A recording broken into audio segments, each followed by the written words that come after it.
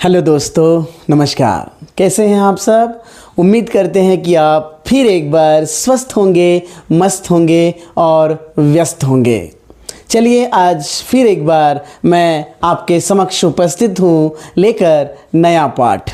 आज हम पढ़ेंगे कक्षा 9वीं और सीबीएसई द्वारा निर्धारित जो पाठ्य पुस्तक है जिसका नाम है गंगा, उसका पहला पाठ जो कि गद्य पाठ है और उस पाठ का नाम है दो बैलों की कथा।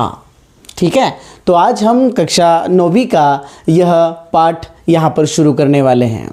चलिए, इस पाठ को शुरू करना है, समझना है, पूरी कहानी को समझना है।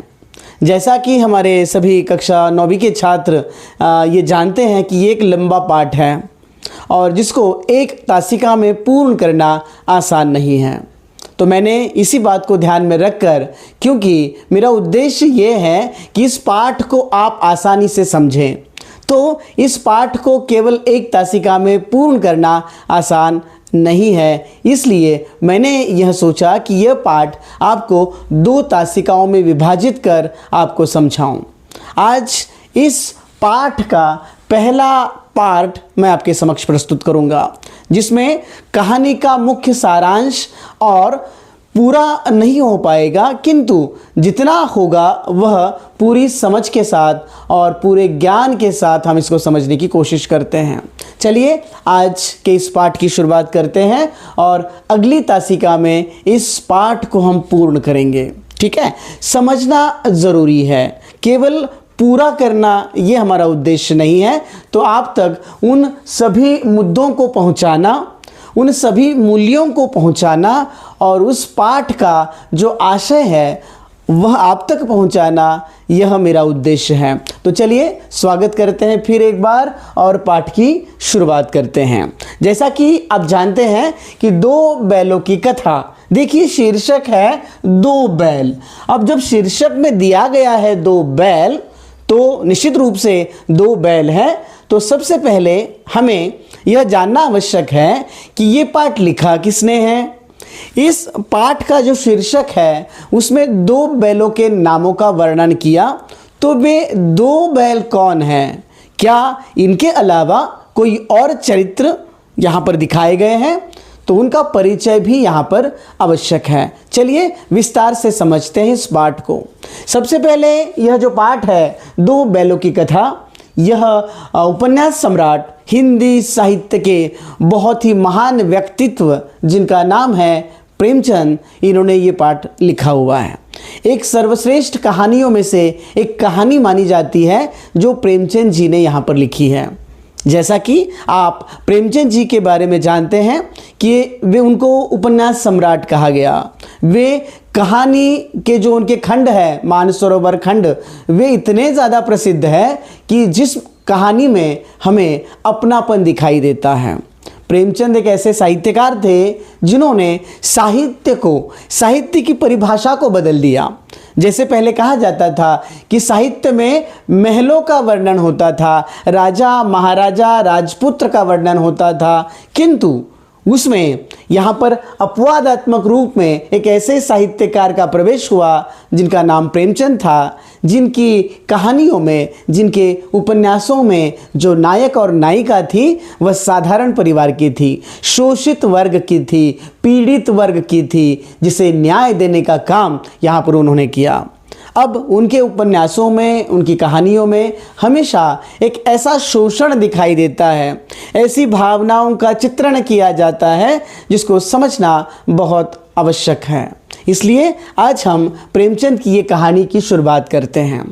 सबसे पहले इस कहानी में जो पात्र हैं उनको समझना आवश्यक है। तो सबसे पहले देखिए, इस कहानी में दो बैल ये शीर्षक है और बिल्कुल उसके अनुरूप यहाँ पर दो बैलों के नाम दिए हैं। पहला है हीरा, दूसरा है मोती। तो ये जो कहानी है ये इन दो बैलों की कहानी है। इन बैलों के, हालांकि ये कहानी बैलों की है, लेकिन संदेश जो दिया है ना वह मनुष्यता को, इंसानियत को यहाँ पर दिया गया है कि क्या वे गुण जो एक पशु में देखे गए, क्या वे मनुष्य के अंदर भी देखे जाते हैं। तो इसे मनुष्य के साथ जोड़ने का प्रयास किया गया है। तो कहानी के पात्र हीरा और मोती जो हमें यहाँ पर देखने को मिलते हैं, इस कहानी में जहाँ पर ये हीरा और मोती रहते हैं, जहाँ पर वो प्रेम पाते हैं, वह चरित्र हमारे समक्ष यहाँ पर उपस्थित है। उसका नाम है झूरी काछी और उसकी पत्नी। तो ये दो चरित्र हमारे सामने इस कहानी को पढ़ते समय आते हैं। उसके बाद जब कहानी आगे बढ़ती है तब इसमें गया का प्रवेश होता है। अब गया कौन है? तो गया है हमारे प्रमुख पात्र झूरी काछी का साला जी। और उस गया के साथ जब उसके घर में हमारे बैल प्रवेश करते हैं तो और एक चरित्र का निर्माण वहां पर किया गया है जिसका नाम है छोटी लड़की। ठीक है, चरित्रों को समझिएगा, पात्रों को समझिएगा। बिना पात्र को समझे आप इस कहानी को कभी नहीं समझ सकते। ठीक है, आगे चलकर इस कहानी में एक और इंसान का प्रवेश होने वाला है जिसका नाम यहाँ पर दढ़ियल आदमी इस प्रकार से दिया है। अगर सरल भाषा में कहें तो उसको कसाई इस रूप में भी रेखांकित किया गया है, ऐसा हम यहाँ पर समझते हैं। तो ये थे पात्र जो यहाँ पर दिखाई देते हैं। अब ये पात्र अपनी भूमिका किस तरीके से रखते हैं उसको समझना आवश्यक है। अगर आप इस पाठ को समझना चाहते हैं तो हम इस कहानी को एक एक वाक्य के द्वारा नहीं, तो इस कहानी के प्रमुख मुद्दों के द्वारा, बिंदुओं के द्वारा आपको समझाने का प्रयास करते हैं। चलिए कहानी की शुरुआत को समझते हैं। सबसे पहले इस कहानी की जो शुरुआत होती है वे इस बात से होती है कि हम किसी मूर्ख व्यक्ति को, अज्ञानी व्यक्ति को या फिर बेवकूफ़, ये शब्द पाठ में दिए गए हैं। तो अगर हमें किसी को कहना है तो हम सबसे पहले गधे का यहाँ पर नाम लेते हैं, अर्थात गधे को एक नंबर का बेवकूफ़ माना जाता है। अब लेखक के अनुसार एक मूर्ख व्यक्ति की परिभाषा उन्होंने समझाने का प्रयास किया। तो मूर्ख व्यक्ति वह है जो सारी बातों को सुनता है, चुपचाप सहता है और बिना कुछ प्रश्न किए अपने उस व्यवहार को निरंतर रखता है। जैसा कि गधा, गधे को आप कुछ भी खाने के लिए दीजिए वह मना नहीं करेगा, गधे से आप कितना भी काम करवाइए वह मना नहीं करेगा, यानी गधा कभी प्रश्न उपस्थित नहीं करता। ठीक है, लेकिन फिर एक बार मन में सवाल आता है कि क्या चुप रहना, कुछ ना बोलना या फिर कभी किसी व्यवस्था के खिलाफ आवाज़ ना उठाना गधा कहलाता है? ऐसे ही कुछ सवाल यहाँ पर प्रेमचंद जी हमारे सामने रखते हैं। अब देखिएगा, वे कुछ उदाहरण देते हैं। वे कहते हैं कि कुत्ता जो होता है वह भी क्या करता है, अपना गुस्सा व्यक्त करता है भौंक कर। गाय जो है वह भी अपना गुस्सा व्यक्त करती है, कभी कभी सींग मारकर या कभी कभी पैर मारकर। लेकिन गधा अपना गुस्सा व्यक्त नहीं करता, वे चुपचाप सहता है। इसलिए मज़ेदार बात आपको बताता हूँ कि यहाँ पर जो प्रेमचंद जी हैं वे समझाने का प्रयास करता है कि गधे में वे सारे गुण हैं जो ऋषि मुनि में होते हैं, है ना। ऋषि मुनि जो सबका त्याग करते हैं, जो कभी ऊंची आवाज़ में बात नहीं करते, जो भी मिला उस भोजन को वो सेवन करते हैं, राइट। दैट मीन्स कि यहाँ पर सभी बातें क्या होती है, ऋषि मुनि के साथ हमें यहाँ पर मिलती जुलती दिखाई देती है। लेकिन फिर भी गधा को मूर्ख कहा जाता है और ऋषि मुनि को ज्ञानी और पंडित कहा जाता है। ठीक है, तो वही सवाल फिर एक बार उपस्थित होता है कि क्या किसी का विद्रोह करना या फिर किसी का विरोध करना गधा कहलाता है? सोचने वाला सवाल है जो यहाँ पर लेखक आपसे हमसे पूछते हैं। चलिए, तो कहानी की शुरुआत मूर्ख व्यक्ति यानी गधे से शुरू होती है और उसके बाद वे सोचते हैं कि गधा अगर एक नंबर का मूर्ख है, बेवकूफ़ है, तो उसके बाद 2 नंबर का कोई बेवकूफ़ या मूर्ख है? जी हाँ। तो उन्होंने, लेखक के अनुसार, उन्होंने बैल को 2 नंबर का बेवकूफ़ या मूर्ख कहा गया। ठीक है, क्योंकि बैल भी कुछ इसी तरीके से होते हैं। वे भी बिना शिकायत किए अपने काम करते हैं, बिना किसी बात के वे क्या करते हैं, तो विरोध नहीं करते, केवल अपना काम वो वहाँ पर करते रहते हैं। इसलिए उन्होंने बैल को 2 नंबर का बेवकूफ़ या मूर्ख कहा। चलिए अब इस कहानी की शुरुआत होती है। अब इस कहानी की जो शुरुआत है वे मालिक के प्रेम से होती है। मालिक कौन है? तो मालिक है झूरी काछी। तो ये जो हीरा और मोती है वे अपने मालिक से बहुत ज़्यादा प्रेम करते हैं। यहाँ पर एक मुद्दा मैंने और लिखा है, गहरी मित्रता। किसके अंदर गहरी मित्रता है? तो हीरा और मोती, ये जो 2 बैल है ना, इनमें बहुत अच्छी मित्रता है। वे हर एक काम को मिलजुल कर करते हैं। अगर चारा भूसा, उनको सूखा भूसा हो, चोकर हो, जो भी दिया जाता है, बड़ी मित्रता का अनुभव कराते हुए वे खाते हैं, वे काम करते हैं। और वे जब शाम के समय जब उनको वहाँ पर नांद में बांधा जाता है तब वो अपना प्रेम व्यक्त करते हैं। कभी अपने सींग से सींग मिलाकर, तो कभी अपनी जीभ से चाट कर वे अपना प्रेम व्यक्त करते हैं। ठीक है, तो बहुत गहरी मित्रता है। जब भी उनको जोता जाता है उस हल के साथ हो या कहीं पर भी जो भी काम दिया जाता है, वे दूसरों पर भार नहीं पड़ने देना चाहते। ठीक है, इतनी मित्रता यहाँ पर उन दोनों के बीच में देखने को मिलती है। लेकिन दोनों के स्वभाव में अंतर है। क्या अंतर है? जो हीरा है ना, हीरा एक समझदार बैल है जो समझता है। अगर कोई बात होती है तो उस बात को समझकर वे अपनी भूमिका व्यक्त करता है। लेकिन मोती हमेशा गुस्सा करता है, क्रोध करता है, बात को नहीं समझता और तुरंत प्रतिक्रिया देता है। तो ये 2 प्रकार की स्वाभाविक विशेषताएं यहाँ पर हमें देखने को मिल जाती हैं। चलिए, तो यहाँ पर वो किसी भी प्रकार से क्यों ना हो अपना प्रेम व्यक्त करते रहते हैं।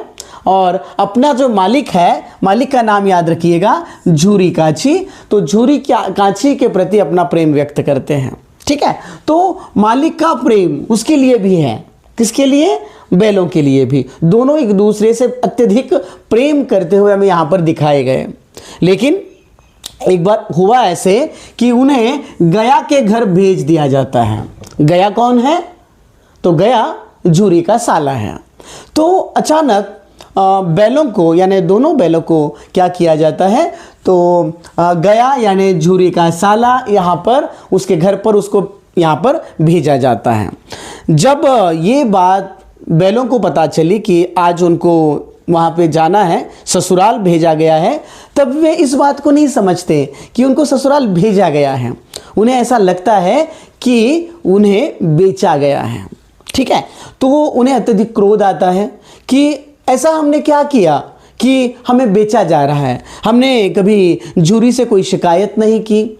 अगर वो हमसे चाहे तो और काम करवा सकता है, लेकिन वे हमें क्यों बेच रहा है? यहाँ पर देखिएगा, है वे बैल, लेकिन लेखक उनके अंदर एक मानवीय गुणों को हमारे समक्ष रखने का प्रयास करता है। वो सोचता है कि अगर वे बोल पाते तो निश्चित रूप से वे अपनी शिकायत वे झूरी काछी से करते।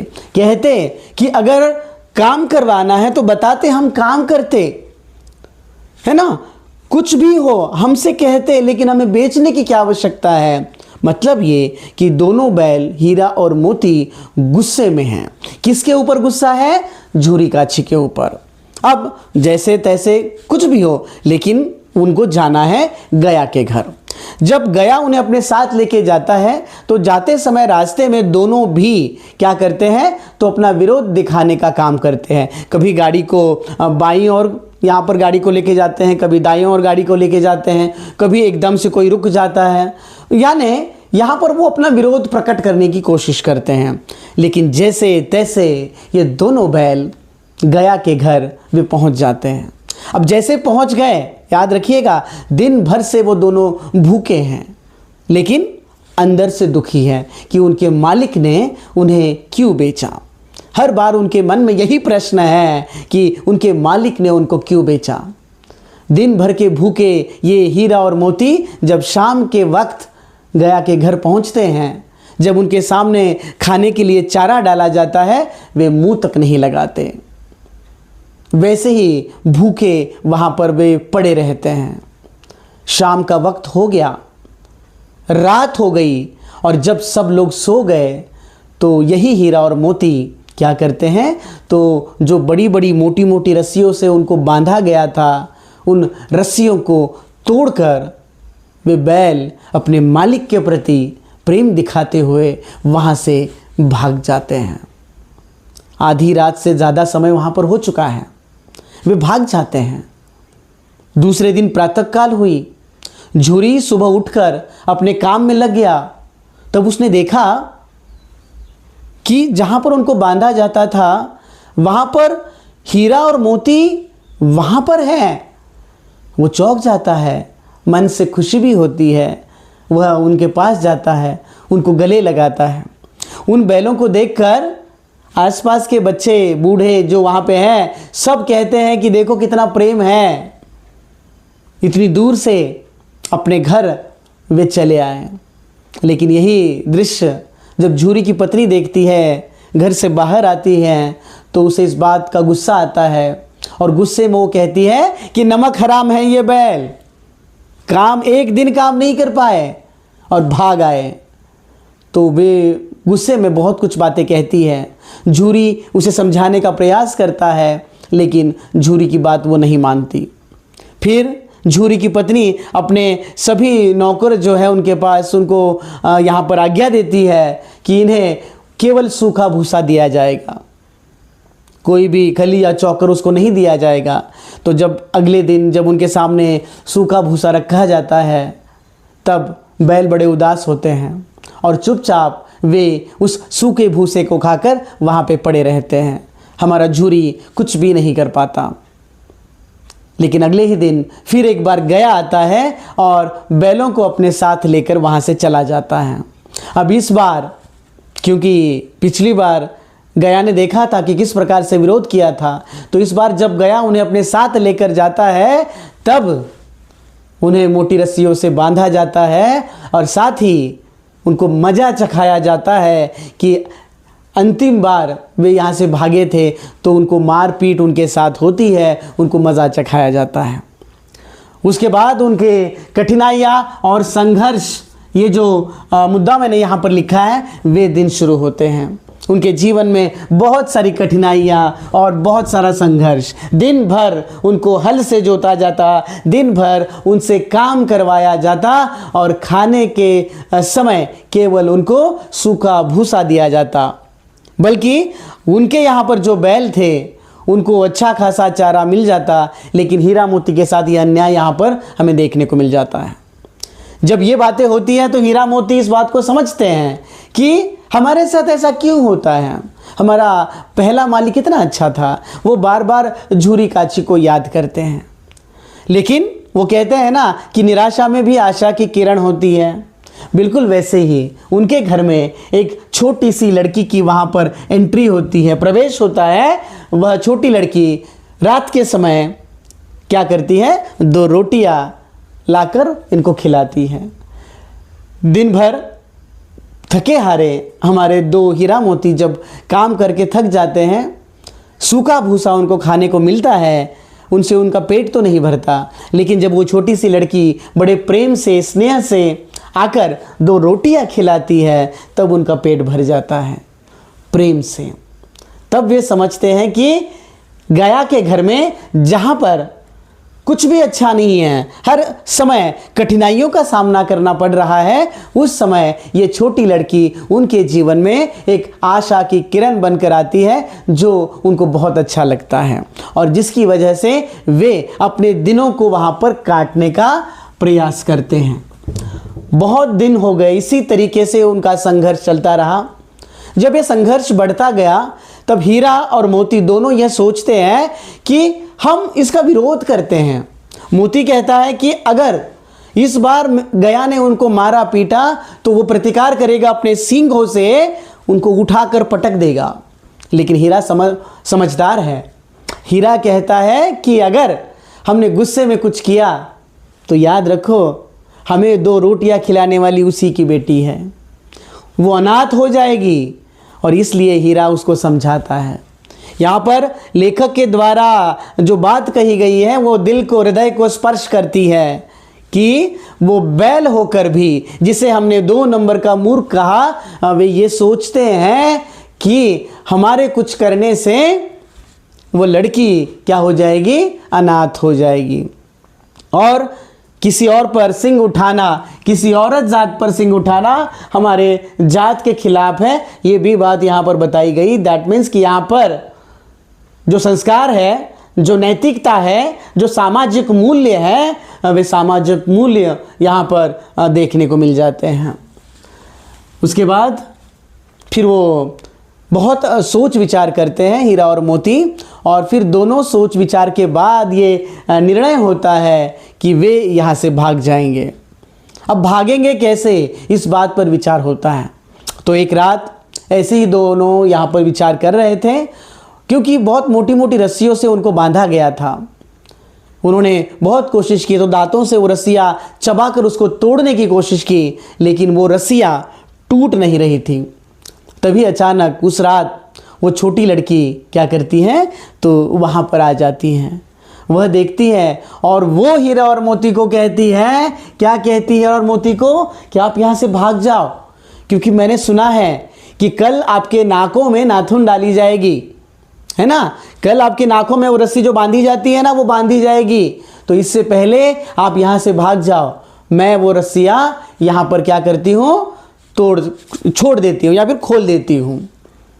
जब ये बात हीरा सुनता है, वो भावनिक होता है और भावुक होकर वह इस बात को अपने मोती के साथ साझा करता है। तो दोनों सोचते हैं कि अगर ये बात गया को पता चली कि लड़की ने उनकी रस्सियाँ खोल दी है, तो उसको मारा पीटा जा सकता है। और फिर एक बार वही सोच कि हमारी वजह से वो लड़की मुसीबत में आएगी। लेकिन उसी वक्त वो छोटी लड़की क्या करती है, देखिए, एक योजना बनाती है और ज़ोर से चिल्लाती है कि दादा देखो, फूफा वाले बैल भाग गए। तो जैसे ही फूफा वाले बैल भाग गए, इस तरीके से आवाज़ होती है, तो अंदर से सब लोग आते हैं और वहाँ पर उन बैलों को ढूंढने के लिए जाते हैं। और उसी वक्त इनकी रस्सी खोल दी जाती है और हमारे हीरा और मोती वहाँ से भाग जाते हैं। हीरा और मोती भाग गए। क्यों भाग गए? क्योंकि वे स्वतंत्रता चाहते हैं। हर कोई स्वतंत्र होना चाहता है, आज़ाद होना चाहता है, चाहे वो बैल क्यों ना हो। अगर मनुष्य स्वतंत्रता चाहता है तो बैल भी चाहते हैं। तो यहाँ पर लेखक के द्वारा मनुष्य में जो जो भावनाएं दिखाई देती है, वह सारी भावनाएं पशुओं के अंदर भी होती है। हमें उसको समझना होगा। हमें उस बात को समझना होगा कि वे चाहे अपनी भाषा में कुछ ना कह पाए, लेकिन उनके अंदर भी भावनाएं हैं। ये बताना भी इस पाठ का उद्देश्य है। जब वे वहाँ से भाग जाते हैं, भागते भागते उनको समझ में नहीं आता कि वो कहाँ जाए। जब वो भागने लगते हैं तो अचानक रास्ता भूल जाते हैं, समझ में नहीं आता वे हैं कहाँ पर। और ऐसे समय वे एक मटर के खेत में क्या करते हैं, पहुँच जाते हैं। अब जब वो मटर के खेत में पहुँच जाते हैं, तब उनके साथ देखिएगा, वो पहली बार ये कि वो भूखे प्यासे हैं, केवल सूखा भूसा खाकर वे वहाँ पे रहते थे। तो पेट भर के मटर वे वहाँ पे खाते हैं। अब आगे देखिएगा, जब वो मटर खाते हैं तब पेट भर जाता है, वहाँ पर थोड़ा विश्राम करते हैं। अब दोनों वहाँ से निकलने वाले हैं, लेकिन रास्ता नहीं पता। तब हीरा उसको समझाता है कि हम कोशिश करते हैं, लेकिन मोती के मन में थोड़ा सा लालच है। वो कहता है कि मटर का खेत हमारे सामने, और थोड़ा मटर खाते हैं और फिर देखते हैं। जब फिर एक बार वो मटर खाने अंदर चला जाता है, तभी वहाँ के जो किसान हैं जिसके वो खेत थे, वे दौड़े दौड़े आते हैं और उनको पकड़ लिया जाता है। उनको पकड़ लिया जाता है और पकड़ कर रखा जाता है, या फिर जो कांजी हाउस है वहाँ पर उनको भेजा जाता है। अब ये कांजी हाउस क्या है, ये आपको पहले पता होना आवश्यक है। जैसे आप लोगों ने देखा होगा, कई बार कुछ ऐसे जानवर, कुछ ऐसे पशु जिनका कोई मालिक नहीं होता, वो रास्तों पर घूमते हैं। एक सरकारी गाड़ी आती है, गाड़ी में उनको डाला जाता है और उनको ले जाते हैं। तो वहां से ले जाकर जहां पे उनको रखा जाता है, वह जो सरकारी वो जो जगह है उसको कांजी हाउस कहा गया है।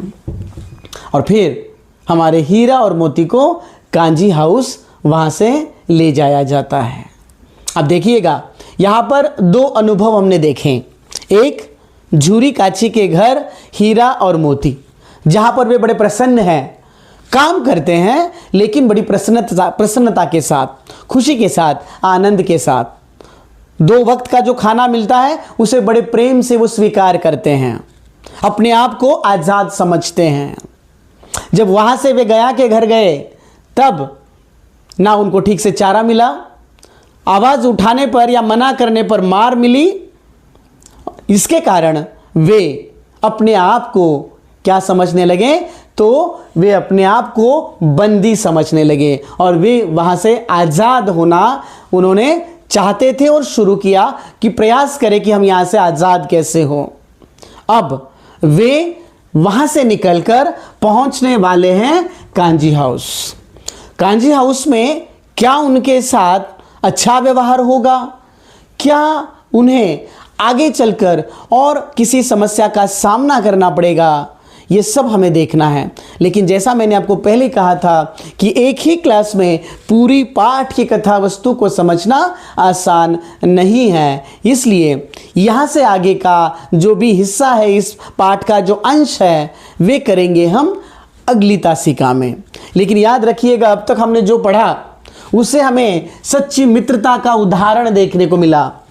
वे स्वतंत्रता पाना चाहते हैं, ये बात पता चली, और इनके अंदर गहरी मित्रता थी, जिसके कारण वे दोनों एक दूसरे का साथ देते रहे। हमने गया जैसा इंसान देखा जो अपने क्रोध को उन पर व्यक्त करता है। हमने झूरी काची को देखा जो अपना प्रेम उन बैलों पर लुटाता है, और हमने हीरा मोती को देखा जो एक दूसरे को समझकर अपनी भाषा में अपना प्रेम व्यक्त करते हैं और झूरी काची जैसे अपने मालिक को स्वीकार करते हैं और गया को अस्वीकार करते हैं। तो फिर एक बार कि यहां से आगे मतलब कांजी हाउस में हुआ प्रवेश।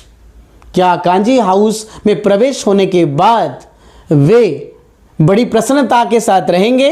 क्या उनके अच्छे दिन वापस आएंगे? इन सब सवालों के जवाब आपको मिलेंगे अगली क्लास में। लेकिन जाने से पहले फिर एक बार वही बात कि अगर आप इस कहानी का अगला पार्ट देखना चाहते हैं तो मेरे इस चैनल को सब्सक्राइब कीजिएगा। मेरे चैनल का नाम है हिंदी प्रेमी अशोक। और अगर वीडियो अच्छी लग रही है तो लाइक करो, दोस्तों के साथ शेयर करो, और फिर एक बार इसी चैनल पर मुझसे आकर मिलिएगा। कल ही हम इस कहानी का अगला पार्ट देखेंगे। चैनल का नाम याद रहेगा, हिंदी प्रेमी अशोक। तो मिलते हैं अगली क्लास में, तब तक के लिए नमस्कार।